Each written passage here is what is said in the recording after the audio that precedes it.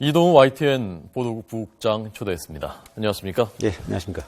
자, 우선 사드부터 좀 분석을 해보겠습니다. 오늘 사드 배치 문제가 본격적으로 수면 위에 올라오는 것 같은데요. 어떤 맥락, 어떤 의미라고 봐야 되는 겁니까? 이제 오늘 김민석 국방부 대변인이 이제 사드 배치와 관련해서 이제 공식적으로 언급을 했고요. 며칠 전에도 또 한민국 국방장관이 방송에 출연해서 사드 배치는 필요하다는 그런 취지로 얘기를 했습니다. 근데 다만 이제 그 사드 배치가 이제 고고도 미사일 체계거든요. 이 고고도 미사일 체계를 우리 정부가 구입을 해서 하는 건 아니고 주한 미군에 배치하겠다는 겁니다. 그러니까 미국 정부와 한국 정부가 협의를 해서 주한 미군에 이제 설치를 하는 그런 부분이 이제 논의될 가능성이 높다는 건데, 현재 이제 한국 정부 이제 공식 입장은 주한 미군 내에서 논의되는 거는 맞지만 한국 정부와 미국 정부가 협의한 건 아니다라고 이제 이렇게 좀 선을 긋고 있습니다. 그러니까 왜냐하면 이제 중국이 워낙 사드 배치에 대해서 이제 강력 반발하고 있기 때문에 이제 그런 부분에 대해서는 일단은 이제 선을 긋고 있는 건데, 어쨌든 여러 가지 맥락을 봤을 때 한국 정부와 미국 정부가 이 물밑에서 서로 이와 관련해서 조율을 하고 있는 것은 맞다. 그러니까 사드 배치에 대해서 상당히 전향적인 그런 자세를 보이기 시작했다, 이렇게 볼 수 있는 거죠. 그러니까 우리 예산으로 도입하는 것이 아니라 주한미군에 하더라도 한미 간에 협의해야 되는 문제인 그렇습니다. 거죠. 예. 중국 입장에서는 굉장히 불편해해왔던 것인데 우리가 그럼에도 불구하고 이렇게 전향적으로 나가는 것은 중국을 좀 압박하는 의미도 담겨 있는 겁니까? 그런 의미도 전혀 없다고 할 수는 없겠죠. 왜냐하면 이제 중국이 지금 이제 북한이 4차 핵실험을 했음에도 불구하고 중국이 대북 제재에 대해서 상당히 미온적이지 않습니까? 이제 그에 대해서 어쨌든 견제 차원에서 이제 이런 카드를 내놓을 수도 있는데, 이제 더 중요한 건 이제 한국하고 중국하고 지금까지 관계가 굉장히 좋았기 때문에 그 관계를 완전히 망가뜨리면서까지 이 사드 배치를 서두르지는 않을 겁니다. 이제 어쨌든 그 사드 배치를 하더라도 이제 유효 탐지 거리가 굉장히 중요하거든요. 지금 이제 한국 정부가 주장하는 거는 유효 탐지 거리를 한 600km 정도 이내로 해서 중국까지는 탐지 안 되고 한반도 내에만 탐지하도록 그렇게 하겠다는 게 이제 우리 정부의 기본 입장이거든요. 근데 미국은 이제 1000km 이상, 유효 탐지 거리가 한 2000km 되는 그런 레이더까지 설치하겠다는 그런 입장을 가지고 있거든요. 그래서 한국 정부가 이 부분에 있어서는 이제 굉장히 이제 조심스럽게 접근을 하는 거죠. 만약에 미국 정부가 그렇게 주장을 한다 하더라도 유효 탐지 거리를 600km 이하로 해달라. 이제 만약에 이제 중국 정부가 만약에 600km 이상 탐지하게 되면 중국 내 본토의 어떤 이동 상황을 정확히 우리가 좀 안방 들여다 볼 수 있는 거잖아요. 그러니까 중국 정부는 굉장히 그 부분에 대해서 이제 민감하게 반응하는 거죠. 그러니까 어쨌든 중국 정부 자체는 사드 배치에 대해서도 워낙 반발하지만 유효 탐지 거리가 만약에 600km를 넘어간다. 그럼 아마 더욱 반발이 클 겁니다. 그래서 우리 정부가 이 부분에 있어서는 상당히 조심스럽게 접근할 수밖에 없다. 그렇게 볼 수 있습니다. 네, 알겠습니다. 국회 상황 점검해 보겠습니다. 오늘 원래 원샷법, 북한인권법은 합의가 돼서 오늘 통과되고, 선거법은 오늘 어렵지 않겠느냐 했는데 오늘 원샷법만 통과가 되는 모양인데요. 아직 열리질 않고 있고요. 원샷법에 대해서도 야당에서도 이런저런 목소리들이 많이 나오고 있는 모양이고, 오늘 박영선 전 원내대표가 이 문제에 언급을 했던데 잠깐 한번 들어보고요. 그리고 여쭤보겠습니다. 박영선 의원의 오늘 발언입니다. 최근에 문제가 되고 있는 원샷법. 이것은 금수저를 위한 법입니다. 원샷법이 통과되면 금수저는 더 금을 많이 쌓게 됩니다. 흑수저들은 더 고생을 해야 하는 그러한 법입니다. 네. 그러니까 말하자면 노선 차이, 갈등 이런 것이 앞으로 만만치 않겠구나 하는 저는 그런 느낌 받았거든요.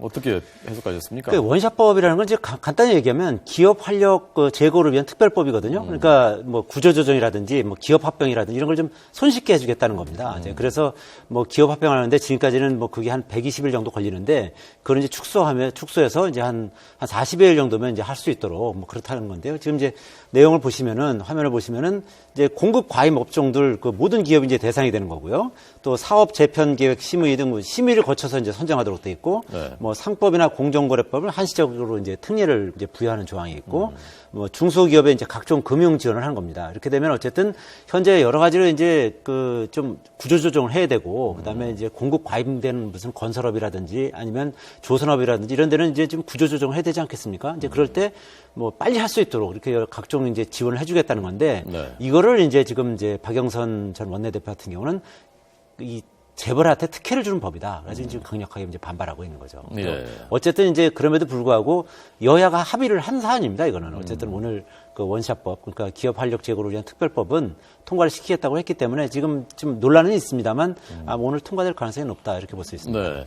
최근에 더민주가 중도 쪽으로 선회하는 듯한 그 모습을 보였지 않습니까? 예. 그런데 지금 이 원샷법에 대해서 당내에서 뭐 비주류 쪽에 속해 있었던 박영선 전 원내대표도 제동을 걸고 나서고, 그래서 오늘 북한 인권법도 사실은 오늘 이제 드디어 오늘은 통과된다라고 했었는데 오늘 또 안 되고 있단 말입니다. 예. 북한 인권법은 뭐가 지금 막혀 있는 겁니까? 그게 참 어떻게 보면 대단히 간단한 내용인데요. 북한 인권법을 왜 이걸 만드는지 예. 그 목적을 이제 그 문안을 만들어야 되거든요. 이 북한 인권법은 이런 목적 때문에 만든다라고 이제 그런 이제 문안을 이제 서로 조정을 해야 되는데 그 문안을 놓고서 이제 서로 지금 이제 갈등을 빚고 있는 겁니다. 이제 준비한 화면이 있는데요. 그 어떤 그 이제 쟁점인지 그 문안을 보면은요. 이 지금 보시면은 이제 새누리당이 주장하는 거는 정부는 북한 인권 증진 노력과 함께 남북 관계 발전과 한반도에서의 평화 정책을 위한 방향으로 노력해야 된다. 이렇게 해달라는 거고요. 예. 그다음에 더불어민주당은 북한 인권 증진 노력은 남북 관계 개선과 한반도에서의 평화 정책 노력과 함께 추진해야 된다. 뭐 일반인이 보기에는 무슨 차이가 있겠습니까만은. 그러게요. 그러나 어쨌든 이 그 큰 차이는 뭐냐면은 함께가 어디에 들어가느냐. 바꿔 말하면 새누리당은 북한 인권 증진 노력에 이제 초점을 맞춘 거고요. 예. 더불어민주당은 북한 인권 증진 노력보다는 남북관계 개선과 한반도에서의 평화 정착 노력이 더 중요하다. 뭐 이런 차이겠죠. 그러니까 예. 함께가 어디에 들어가느냐. 이제 이것 때문에 사실 지금 서로 갈등을 빚으면서 최종 합의를 못했는데, 네. 뭐 조만간 이 부분은 뭐 대단한 차이는 아니니까 예. 이 문구만 이제 합의되면 나머지 부분은 다 이제 합의를 했기 때문에 네. 곧 이제 2월 국회에서는 막 통과되지 않을까 이렇게 예상이 됩니다. 2월에 또 임시국회 또 예, 열어서 그렇습니다. 2월 하게 7일부터 또 되는군요. 임시국회 또 열립니다. 예, 그때는 아마 통과될 것이라고 보시는 거고요. 예, 그렇습니다. 네. 예. 선거법은 지금 이제 만 석 달도 안 남았지 않습니까? 선거가요. 이제 한 74일 정도 남았죠. 74일, 예. 2달 보름 정도밖에 예. 안 남았는데 지금도 선거구 획정이 안 되면 이게 선거 치를 수 있는 겁니까? 뭘 지금까지 그 선거가 항상 한 달, 2달 전 정도에 선거구가 획정이 되어 왔습니다. 지금까지. 예. 근데 이번에만 좀 특이하게 이게 그 선거구가 무효가 돼 버렸지 않습니까? 헌법재판소가 이제 그때까지 지난해 말까지 선거구 획정을 하라고 그랬는데 하지를 못했기 때문에 현재 그 전체 246개 선거가 전부 무효가 돼버린 상태죠. 네. 그렇기 때문에 더 이제 국회가 이제 압박을 받고 있긴 합니다만. 과거보다는 조정되는 선거구 수가 또 많지 않습니까? 많죠, 아무래도. 그리고 이제 이번에 어쨌든 여야가 그 지역구를 한 7개 정도 늘리기로 했습니다. 예. 246개에서 253개로 지역구를 늘리고 어쨌든 비례대표를 한 7개 정도 줄이는 거죠. 54개에서 이제 47개로 이제 줄이게 될 텐데 그 부분은 합의가 됐습니다. 어쨌든 그런데 이제 나머지 이제 어떻게 그거를 이제 조정을 할지 그리고 비례대표를 뭐 어떤 식으로 조정을 할지 이제 이런 부분이 아직 합의가 안 된 건데 이제 또 이 부분이 또 이제 노동법이라든지 이런 그 새누리당이 요구하는 법안하고 또 연계되어 있는 측면도 있습니다. 그러니까 새누리당 입장에서는 이 선거 획정을 이제 통과시켜주고 나면 그다음에 이제 더불어민주당 입장에서는 이제 이미 다 이제 끝났으니까 예. 이제 뭐 노동법이라든지 아니면 뭐 테러 방지법이라든지 이런 그 쟁점 법안 통과를 이제 나몰라라 할 가능성이 높으니까 이제 그 부분을 이제 연기하는 뭐 그런 측면도 일부 있거든요. 그러니까 결국은 이제 이거를 한꺼번에 선거구 획정과 그런 쟁점 법안을 동시에 다 통과시키자. 예. 이런 것이 어쨌든 그 여당의 어떤 입장이다. 네. 그런 거죠. 오늘 갤럽 주간조사 결과 나왔는데요. 금요일에 항상 나오는 결과. 좀 보시면서 좀 해석을 해 주시죠. 예. 자, 보시죠. 네, 정당 지지도 전국에서는 새누리당이 39, 1%포인트 높아졌고, 더불어민주당이 20%, 1%포인트 높아졌고, 국민의당이 12%, 1%포인트 떨어지면서 격차가 그러니까 지난주에 6%에서 8%포인트로 더 벌어졌군요. 두 당이요. 예, 그렇습니다. 이제 지난주에 이제 새누리당이 38%, 더불어민주당이 19%, 국민의당이 13%였거든요. 네, 그러니까 새누리당과 더불어민주당은 약 1%포인트 올라갔고 국민의당은 1%포인트 내려간 겁니다. 예. 그러니까 어떻게 보면 이제 더불어민주당은 이제 지지층이 좀 결집하기 시작한 거고 국민의당은 이제 그동안 이제 당 내용이라든지 뭐 또 한상진 그 창당준비위원장이 뭐 이승만 국부론 뭐 이런 발언을 해서 좀 호남 민심이 좀 실망감이 있었고 이제 그런 부분이 좀 반영이 된 거죠 아무래도. 네. 자, 그래서 그럼- 특히 호남 민심이 굉장히 호남을 한번 중요한데 보시죠. 호남 민심을 보면요. 여기서 이제 호남 민심이라는 건 어쨌든 야권 그 어떤 심장부 아니겠습니까? 그런데 더불어민주당이 29%, 국민의당은 25%입니다. 그러니까 양쪽 다 떨어지긴 했습니다만 더불어민주당이 오차 범위 내에서 이제 앞서고 있는 거죠. 그러니까 이것도 역시 얼마 전까지만 해도 국민의당이 41%였고요. 더불어민주당이 19%에 불과했습니다. 그러니까 더블 스코어 이상으로 국민의당이 앞서고 있었습니다만 최근 뭐 여러 가지 당 내용이라든지 또 원내 교섭단체도 구성하지 못하는 어떤 그런 어떤 포용력 부족이라든지 이런 뭐 여러 가지가 겹쳐서 이제 국민의당이 지지율이 이제 떨어진 거죠. 그러니까 또 중요한 건 여기 그래프는 아직 안 나왔습니다만 이 무응답층이 한 35% 정도로 늘었습니다.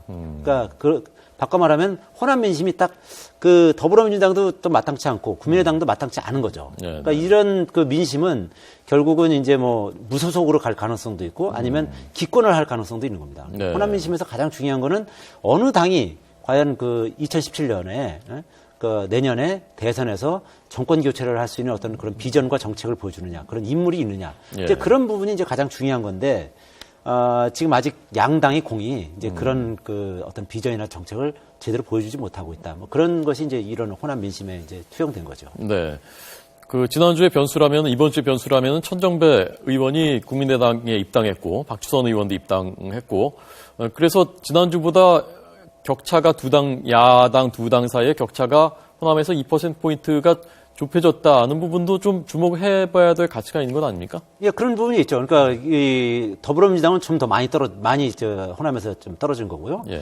그다음에 국민의당은 이제 호남에서는 이제 아무래도 좀 상대적으로 덜 떨어진 거죠. 그러니까 그게 아무래도 지금 말씀하신 것처럼 천정배 의원의 이제 국민회의하고 그다음에 또 박주선 의원도 또 합류를 했지 않습니까? 이제 그런 부분도 좀 일부 반영이 됐다 이렇게 볼 수가 있는 거죠. 예.